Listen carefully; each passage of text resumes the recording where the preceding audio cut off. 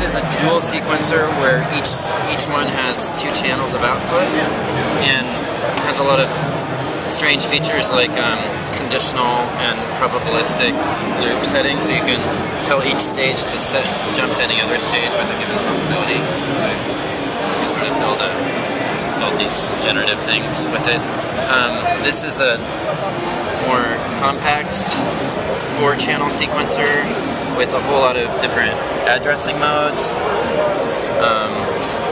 internal and external, and MIDI clock, and so on.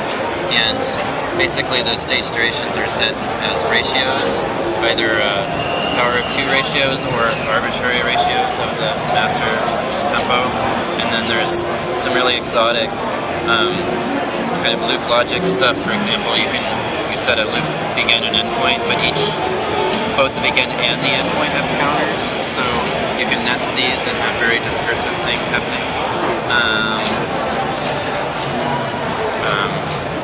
Some features to have different sequencers synchronize each other or strobe each other into arbitrary points. What about this? What seems like it's a ribbon controller section? Sure. Right? Well, it's essentially that. Although it doesn't use like direct capacitance sensing like a ribbon controller. It uses a semiconductive membrane in between, so you could play it with things that are non-capacitive. It's also just more linear response, and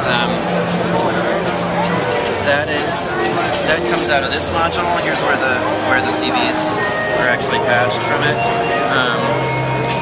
There's a couple of flavors of this control panel. This one has an arpeggiator built in, and each of these keys is responsive to pressure and location.